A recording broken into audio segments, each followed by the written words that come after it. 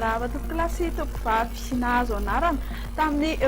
roambe folo ratoandro tao ilay faritra andro ratsy izay hitantsika tamin'ny lakan-dranon'ny Mozambique Toka Desmonde no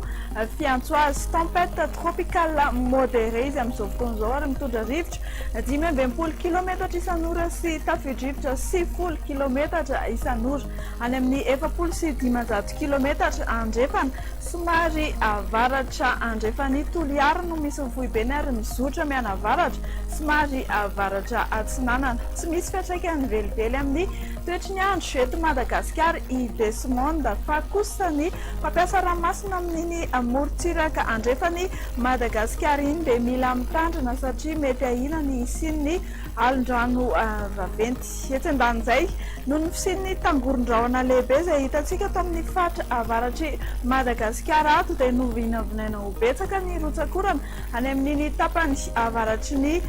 nosy ray manontolo iny atao anatin'ny 9 ora ho avy izany hoe ny 20 hatramin'ny 12 janoary 2024 noho izany ary dia mahazo ny fampitandremana amin'ny loko mena noho ny fahabetsahan'ny rotsakorana ny tendrony avaratry Madagasikara izay hitantsika miloko mena amin'ny sary miloko mavo kosa ho an'ny faritra Boeny, Betsiboka, Melaky, Bongolava ary mipakatra ty amin'ny faritra Analamanga. Tokony tandrina noho izany ny mponina amin'ireo toeran'ireo ny amin'ny tondra-drano sy ny amin'ny tany mety malama. Dia izay no ela fa irosotsika manaraka izao ny vina ny toetry ny andro amin'ny rapitsy ho amin'ny maraina aloha dia maloka avokoa ny andro manerana ny Madagasikara fa mety arahana orana malefaka izany ny morontsiraka atsinanana ray manontolo manomboka any Savary mipakatra ny taolan'ny andro anoram-baratra kosa ny andrefan'ny Madagasikara any izany hoe ny any amin'ny faritra Diana Sofia sy Boeny ho amin'ny rapitsy ho tolakandro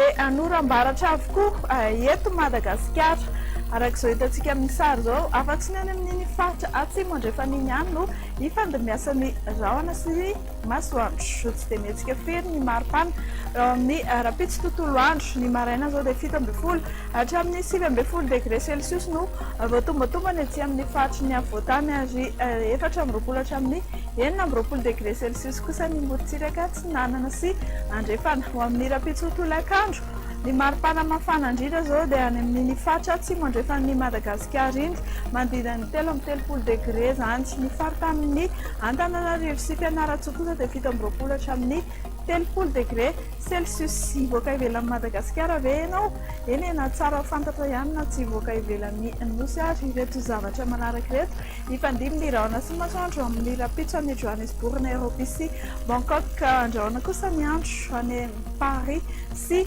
Milan dia ifandimby ihany koa ny rahona sy masoandro raha amin'ny rapitso any Maurice balika be masoandro La Réunion anorana tandrifindrahona ny Seychelles any anoram-baratra ny faritra Comore dia hatreo aloha ny meteo antsika ho amin'ny tsy alina ty mametraka ny mandra-piona ho amin'ny rapitso indray.